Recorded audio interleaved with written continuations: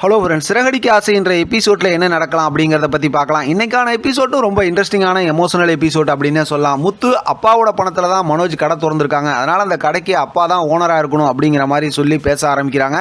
விஜயா வந்து கோபமாக பேசுகிறாங்க. மனோஜ், ரோஹிணி இவங்களும் கோபமாக தான் பேசுகிறாங்க. இருந்தாலும் முத்து ஒரு கட்டத்தில் பேசி எல்லாத்தையும் சமாதானப்படுத்திடுறாங்க.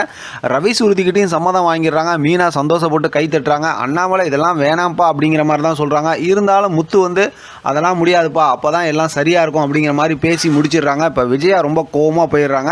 இப்போ ரூமுக்குள்ளார பார்த்தோம் அப்படின்னா ரோஹிணி ரொம்ப கோவமாக உட்காந்துருக்காங்க. மனோஜ் வந்ததுக்கப்புறம் ரோஹிணி மனோஜ்கிட்ட ரொம்ப கோவமாக பேசி, என்கிட்டலாம் நீ பேசாத, நீ பண்ணதெல்லாம் தப்பு, உனக்காக தானே நான் இதெல்லாம் பேசினேன் அப்படிங்கிற மாதிரி பேசுகிறாங்க. இப்போ மாடியில் பார்த்தோம் அப்படின்னா மீனாவும் முத்தும் ரோஹிணி மனோஜ் மாதிரி கேரக்டர் மாதிரி ரெண்டு பேரும் அடிச்சுக்கிட்டு சண்டை போட்டுக்கிட்டு இருக்காங்க. இப்போ மனோஜை வந்து ரோஹிணி இந்த மாதிரி தான் சண்டை போட்டு அடிச்சுக்கிட்டு இருப்பாங்க அப்படிங்கிற மாதிரி விஷயத்த ஃபன் கலாட்டாவாக ரெண்டு பேரும் செஞ்சு பேசிக்கிட்டு இருக்காங்க. அதுக்கப்புறம் மனோஜ் வந்து இந்த மாதிரி நிறையா பிரச்சனை ஒன்றும் யோசிக்காமல் இருக்கான்.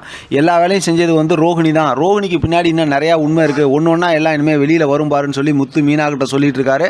அடுத்து மனோஜ் ரோஹிணி ரூமில் இருக்கும்போது விஜயா உள்ளே போகிறாங்க. ஏற்கனவே நம்ம ப்ரொமோவில் பார்த்த மாதிரி இந்த பிரச்சனையிலேருந்து நம்ம வெளியில் வரணும்னா அந்த 27 லட்ச ரூபா பணத்தை நம்ம திருப்பி கொடுக்கணும், நீ உங்கள் அப்பா கிட்டேருந்து பேசி அந்த பணத்தை வாங்குற வழியை பாரு அப்படின்னு சொல்லி விஜயா ரொம்ப கோபமாகவே ரோஹிணி கிட்ட சொல்லிட்டு போயிடுறாங்க. ரோஹிணி என்ன பண்ணுறதுன்னு தெரியாமல் அப்படியே யோசிச்சுக்கிட்டு இருக்காங்க. அடுத்த நாள் பார்த்தோம் அப்படின்னா முத்து வந்து அவங்க ஃப்ரெண்டு செல்வத்துக்கு ஃபோன் பண்ணி 2 மாலை வாங்கிட்டு கடைக்கு வர சொல்கிறாங்க. பதவியேற்பு விழா நடக்க போகுது, எங்கள் அப்பா தான் இனிமேல் கடைக்கு ஓனர் அப்படிங்கிற மாதிரி விஷயத்தெல்லாம் சொல்கிறாங்க. இந்த விஷயம்லாம் பேசிகிட்டு இருக்கும்போது அண்ணாமலையும் அங்கே வந்துடுறாங்க. அண்ணாமலைட்டு இதை சொல்கிறாங்க. முதல்ல அண்ணாமலை வேணான்னு சொன்னாலும் அதுக்கப்புறம் சரின்னு சம்மதிச்சிடுறாரு. விஜய் அங்கே இருக்காங்க, மீனா அங்கே இருக்காங்க, சீக்கிரமாக கிளம்புங்க அப்படிங்கிற மாதிரி சொல்லிடுறாங்க. இப்போ அடுத்து ஷோரூமில் காட்டும்போது பார்த்தோம் அப்படின்னா மனோஜ் இருக்காங்க. அந்த இடத்துக்கு பார்த்தா ரோஹிணி வராங்க. ரோஹிணி வந்து பேசிக்கிட்டு இருக்காங்க. ரோஹிணி பேசிக்கிட்டு இருக்கும்போதே பார்த்தா ரவி சுருதியும் வராங்க. நீங்கள் எதுக்கு இங்கே வந்துருக்கீங்க, எதுவும் சாமான் வேணுமா அப்படிங்கும்போது, இல்லை எங்களை இங்கே வர சொன்னாங்க முத்து மீனா, அதனால தான் வந்திருக்கோம் அப்படிங்கிற மாதிரி சொல்கிறாங்க. இப்போ மனோஜும் யோசிக்கிறாங்க, ரோஹிணியும் யோசிக்கிறாங்க. அவங்க தான் ஏற்கனவே வீட்டிலலாம் இந்த விஷயம் பேசிட்டாங்கல்ல, அதனால் அதுக்கப்புறம் அவங்களாம் யோசிச்சுக்கிட்டு இருக்காங்க. அதோடு பார்த்தா இன்றைக்கான எபிசோட் முடிச்சிருக்காங்க. நாளைக்கான எபிசோடும் ரொம்ப இன்ட்ரெஸ்டிங்கான ப்ரோமோ ஒன்று காட்டியிருக்காங்க. அது சம்மந்தமாக நம்ம அடுத்த வீடியோவில் பேசலாம்.